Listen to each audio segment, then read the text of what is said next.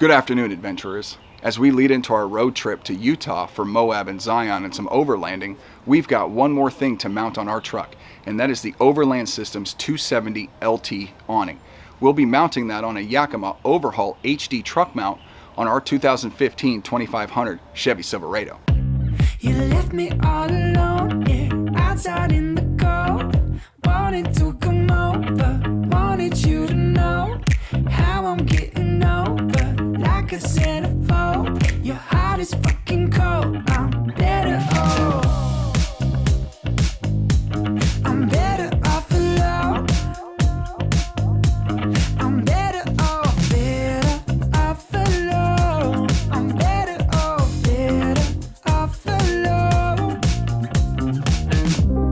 The main problem that purchasers are having when they purchase this awning or a similar awning from Overland Systems, what is happening is Overland Systems distributes the mounting hardware in a second box. Third and second party sellers like Amazon, Evergreen Overland, 4 Wheel Parts, they're pricing the awning at the price point that you would get the mounting hardware with it, but they're not shipping the second box. I ended up having to call Overland Systems themselves. So if you're purchasing the awning at the price point between $630 and $735, when you get your box for the awning, it says specifically on there it doesn't come with the hardware. And what is happening is the people who are selling it to you is telling you that you have purchased the model number that doesn't come with the hardware. That's not true. Every single awning that Overland Systems sells, the awnings come by themselves. They are supposed to ship you a second box with all the mounting hardware. Let's take a look at what comes with the mounting hardware.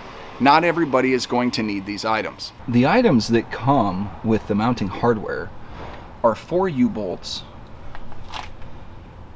4 long bolts, 4 short bolts, a numerous amount of washers as well as lock washers, as well as nylock nuts.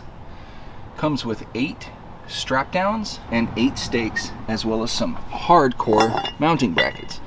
These are very thick, that they are designed to meet different needs in different mounting systems. Again, I am mounting this on a Yakima Overhaul HD truck rack. This is very universal and you can mount it to numerous racks. You will see customer reviews that say that this is not compatible with the Yakima rack system. It is very compatible, and I'm going to show you exactly how it works. These U-bolts are for round pull systems. Now, in some cases, some people may not need this stuff. They may be able to mount it to their rack system without a number of these items, and they can mount it with items straight from Home Depot. One of the more important items that it comes with is your tensioning strap. This is what holds the awning in place when it's in its open position. So let's get started. All right, our first step is to line the brackets up with our cross members so that we can cut the rubber grommet that's inside the T-channel so we know how far back to cut that. So that'll be our first step. So I'm gonna cut those rubber grommets about a ½ an inch further back from the marking to leave room for the bolts and washer. Next, we need to pull the end caps off so that we can install our bolts and washers. And be careful not to lose your screws. Now here's the confusion and why people think that this is not compatible with the Overhaul HD rack system. Looking at the size of the bolt when you slide it into the T-channel, it doesn't fit very well. That's why they give you extra washers. That way it can be sized to different size T-channels.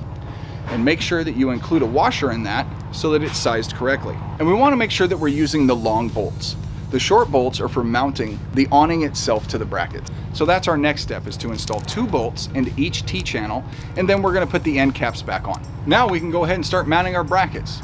With the Overhaul HD or the Outpost HD truck rack, we're going to use these center holes.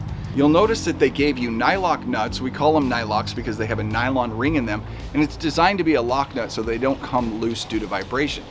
They also included compression or lock washers. These are your split washers. They added those to add extra protection for the vibration and the weight of the awning. So how we're going to want to do this is we're going to want to mount this, put on a flat washer, put on our lock washer, and then put on our nylock nut. Due to the shape of the bracket, it's actually designed to meet up with the Overhaul and the Outpost end caps. So if you space it correctly, it should mount just fine. Now, one of the problems people run across and why they think it's not compatible is once you put those nuts and washers on, the nut just spins because it doesn't fit into the T-channel and requires that washer. You're going to need a ½ inch ratchet wrench or a socket wrench would work as well. The trick to this is to put tension on that bolt by lifting the bracket and that'll allow you to tighten those nuts down. How I did that is by using one of the Yakima wrenches to provide leverage so that I can tighten those nuts down. Now for the most tedious part, and that's actually mounting the awning to the brackets itself. How we get the short bolts involved in this is on the back of the awning. It's Velcroed, which allows us to slide those bolts in. You're not gonna need any washers to slide this in here. It's perfectly sized for the bolts that you're supposed to have. Now, it is gonna take 2 people to do this. You could do it yourself with the use of a ladder, which might be helpful to you if you're on your own.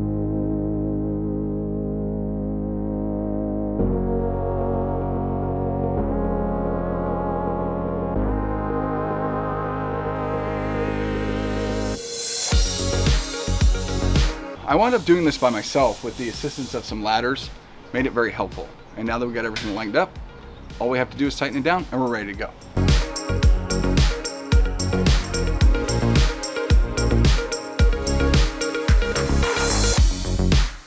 Now that we got everything installed, we may have to do some adjustments when we're in Moab and Zion National Park in Utah, but we'll deploy it for the first time while we're out there. And now we're ready to go.